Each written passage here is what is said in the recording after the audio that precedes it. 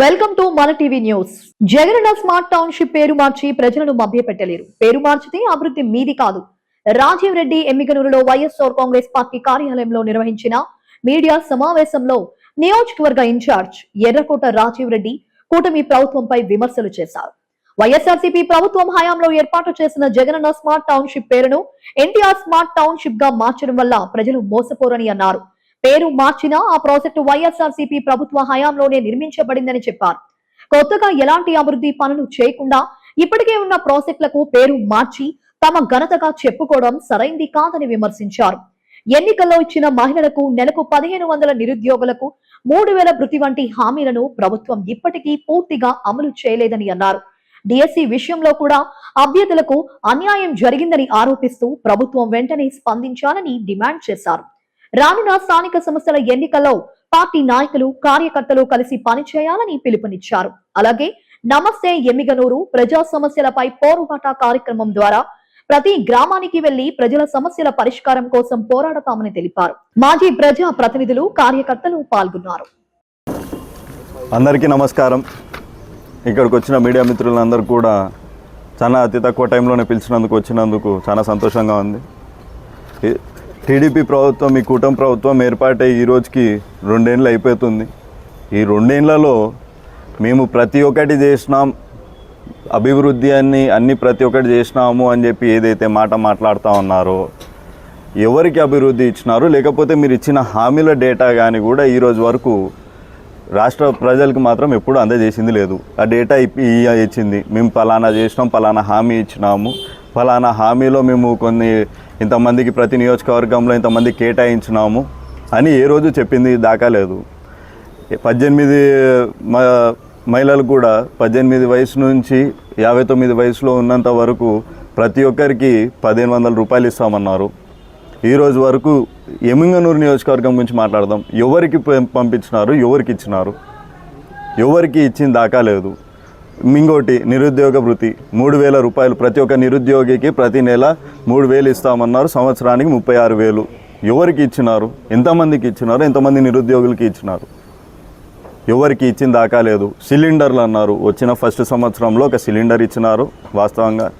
2వ సంవత్సరం సిలిండర్ కూడా డమాల్, అది బాగా. చేనేతలకి ప్రతి సంవత్సరం 24,000 ఇస్తామన్నారు. 24,000 ఇస్తామన్నారు. ఈ రోజు వరకు 2 ఏళ్ళు అయింది, 48,000 పాయా. ఇప్పుడు ఆగస్టులో అయితే ఓపెన్ చేస్తామంటున్నారు. చేనేతలకు ప్రతి ఒక్కరికి ఇస్తామని చెప్తున్నారు. సరే ఇవ్వండి, చాలా మంచి విషయం, మేము కాదని చెప్పడంలా. ఇచ్చేటప్పుడు మా డిమాండ్ ఏంటంటే మొత్తం 2 ఏళ్ళతో ముందు 2 ఏళ్ళ బ్యాలెన్స్ కూడా ఒకేసారి 3 ఏళ్ళకి కలిపి ఇవ్వండి. అప్పుడు మీరు చేనేతలకి మేలు చేసిన వాళ్ళు అవుతారు. అంతకుముందు చేనేతలకి అయితే ఇచ్చింది లేదు, 2 ఏళ్ళ నుంచి ఇచ్చిన దాకా లేదు. నెక్స్ట్ ఇంకేమంటారు, సూపర్ 6 హామీలు అయితే ఏదో ఒకటి నిర్వహించలేదు. ఇంకొకటి ప్రతి ఇంటికి పోయి ఎలక్షన్ ముందు ప్రతి ఆడబిడ్డ దగ్గర పోయి, లేకపోతే అక్కల దగ్గర పోయో, లేకపోతే అవ్వల దగ్గర పోయో 15,000 18,000 18,000 హామీ ఇది మీరు ఇచ్చిందే కదా. ఆ హామీ ఈరోజు వరకు ఎంతమందికి ఇచ్చినారు, ఎవరికి ఇచ్చిన దాకా లేదు. డిఎస్సిలో కూడా టీచర్లకు కూడా అన్యాయం చేసినాడు జగనన్న. మేము ప్రూఫ్లు ఉన్నాయి మాకు, సిబిఐ ఎంక్వైరీ కోరుతుంటే కూడా దాని మీద అసలు మాట కూడా మాట్లాడడంలా. అంటే డిఎస్సి విషయంలో మోసం చేసినట్టే టీచర్లని. ఇప్పుడు డిఎస్సిలో టీచర్లకు మంచి చేయనిక పోయి అందరికీ విత్ మెరిట్ ఇవ్వాల లేదు, పార్టీ కండువా వేసుకుంటే వాళ్ళకు ఉద్యోగాలు ఇస్తామని చెప్పి మాట్లాడుతూ ఉన్నారు. దాంట్లో కూడా ఫ్రాడ్ జరుగుతూ ఉంది. సూపర్ 6 సూపర్ 7 హామీలు అన్నీ వాయా, ఏదొకటి పోలేదు, ఏదొకటి వాళ్ళ దగ్గర చేరలేదు. ఇంకా మొన్న కూడా జైనాష్ రెడ్డి గారు మార్కెట్ యార్డ్కి పోయినప్పుడు మీరు చెప్పండి మేము చేస్తాము. నేను ఆ రోజు మార్కెట్ యార్డ్కి పోయిన తర్వాతనే అక్కడ క్లీన్ చేయడం జరిగింది, మొత్తం నీట్ చేయడం జరిగింది. అంటే పోయిన 2 సంవత్సరాలు మార్కెట్ యార్డ్ గుర్తు రాలేదా? వచ్చేది మీ అండరే కదా, ఎమ్మెల్యే గారు అండరే కదా మార్కెట్ యార్డ్ వచ్చేది. దాన్ని నీట్గా చేసుకొని రైతులకి నీట్గా పెట్టాల్సిన అవసరం ఎవరిది?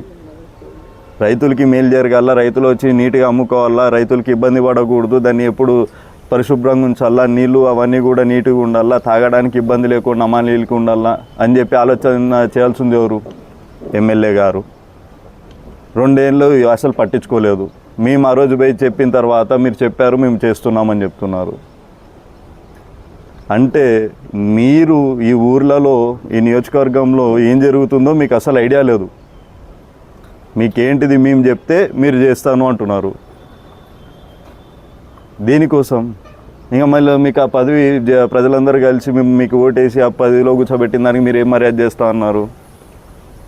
ఇంకా ప్రతి ఒక్కటి మేమే చేయాలని చెప్పినప్పుడు ఇంకా మీరు ఎందుకు ఉన్నారు ఆ పొజిషన్లో?